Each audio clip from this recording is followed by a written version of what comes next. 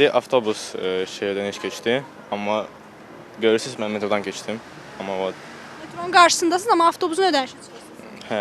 Vətəndaş evində oturduğu zaman bank kartından pul çıxılır. Tətbiqə baxdıqda isə tutulmaların metro və avtobuslar üçün gediş haqqı olduğu bilinir. Sakinlər deyirlər ki, tutulmalar onların ictimai nəqliyyatdan istifadə etmədikləri zaman baş verir. Bəzən isə sərnişin telefon vasitəsilə bir dəfəlik gediş vurduğu halda kartdan ikinci və üçüncü dəfə əlavə pul çıxılır. Problemlə bağlı sosial şəbəkələrdə də yazılara rast gəlmək mümkündür. Bu səhər mənim öz padruqamın da başına gəldi və ödəniş etdi birinci.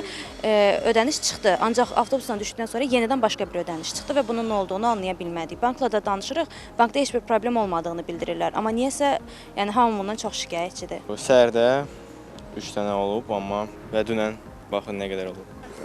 İndi avtobus şəhərdən heç keçdi, amma görürsünüz mən metrodan keçdim. Həm metro ödənişlərində olub, həm də avtobus ödənişlərində olub.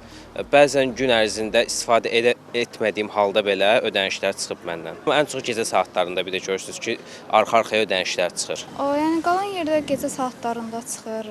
Yəni mən də başa düşmürəm. 1-2 gündür bu olur, davam edir. Daha çox metrodur yoxsa avtobus? Metro. Geri dönüş edilirmi kartınıza həmin pul var? Xeyr edilmir. Bəs vətəndaşlar ictimai nəqliyyatdan istifadə etmədikləri halda bank hesablarından ödənişlər necə çıxıla bilər? Məsələ ilə bağlı Erqrub Məhdud Məsuliyyətli Cəmiyyətin, yəni Bakı Kartın İctimaiyyətlə Əlaqələr üzrə mütəxəssisi Aynur Kərimli bildirdi ki, kartlardan tutulan ödəniş əsassız yerə baş vermir. İctimai nəqliyyatda bank kartları ilə həyata keçirilən ödənişlər NFC texnologiyası əsasında və gecikdirilmiş avtorizasiya prinsipi ilə işləyir. Bu səbəbdən sərnişinlərin gedişləri üzrə ödənişlər bəzi hallarda dərhal, bəzi hallarda isə müəyyən müddət sonra bank kartlarından silinə bilər.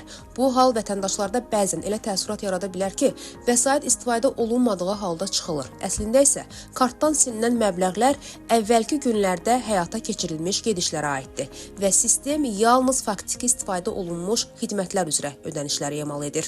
Qeyd edim ki, bu NFC ödəniş sisteminin işləmə prinsipi ilə bağlıdır. Əlavə və ya əsassız vəsait tutulması baş vermir. Rəsmi qurumlar kartlardan çıxılan vəsaitlərin əlavə ödəniş deyil, gün ərzində reallaşan oflayn keçidlərin gecikmiş icrası olduğunu bildirirlər. Bununla belə vətəndaşlar ödənişlərin məhz gecə saatlarında toplu şəkildə tutulmasının şəffaflıq prinsiplərinə kölgə saldığını iddia edirlər. Qurumdan bildirilib ki, problemin həlli üçün bank və nəqliyyat sistemlərinin sinxronizasiyasının sürətləndirilməsi planlaşdırılır. Sərnişinlərə isə hər hansı uyğunsuzluq halında rəsmi monitorinq mərkəzlərinə müraciət etmək tövsiyə olunur. Firuzə Məlikzadə, Cabbar Qaryağdıoğlu, Xəbər Ertəsi.